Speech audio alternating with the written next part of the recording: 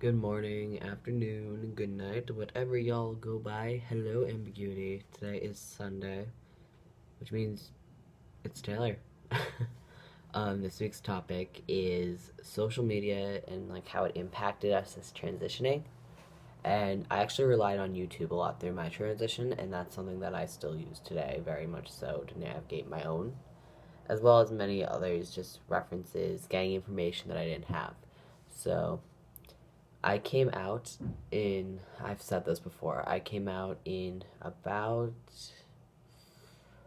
fuck, it was April 2013, as I mentioned in my last video, and I had no clue of the terminology beforehand, but Tumblr really helped me, like, navigate through figuring things out, along with YouTube to watch transition videos.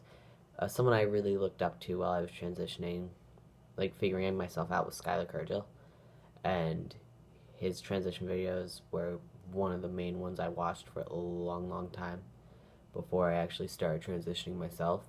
So I like kudos to him. He's doing great things. I saw him on the TV a few days ago and it was cool. Um, and Tumblr though was a very nice outlook. Gave me a lot of perspectives, different perspectives, because the typical binary trans story that is out there in the media now, the whole trapped in the wrong body thing, I didn't really associate myself with, but it was there and I needed more information. And the more I looked into it, the more people had different stories. And that's something that I didn't realize was possible. So that's how I kind of came to with who I was. Pre-T and pre-transition, like medical wise. I did a lot of research and watched a lot of transition videos and hormone videos, and like I make hormone videos monthly now. It's monthly, and I'm like looking at myself because I'm like covered in hickeys, so I'm like trying to cover myself right now. But just thinking about more into channels, I know FTM Transtastic was something that was very there for me, and I used a lot. If I had like questions on Packers, like I used this channel before I became on this channel, and a lot of like the collab channels get a lot of different perspectives, and that's something I was very into transitioning. Just like the more thoughts on things, the happier. And I read a lot of books, which is odd, but that's not really social media. I read books, but they were outdated. Yeah, and I used social media to make a lot of friends who were trans as well. So it kind of built up a little support system for me when I did come out. Had like a little cushion to have friends who understood things, and I didn't have to like explain every single thing. And also, social media is a great way to like test things out. Like I know before I came out, I had a personal Tumblr. It's deleted now.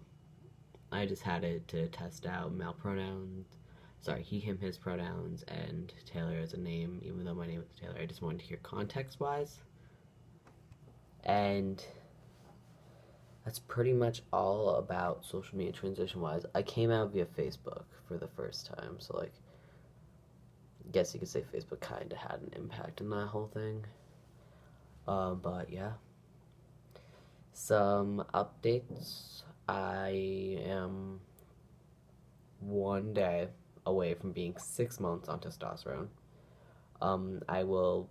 I have videos ready to go. I have a 6 month time lapse as well as a 6 month time lapse and video content. I'll be posting the 6 month time lapse on my Facebook, and no one's seen me no one's heard me transition really. It's all just been pictures, and no one's really heard my voice. So like, and they get to see that tonight on Facebook because I'll post it at midnight.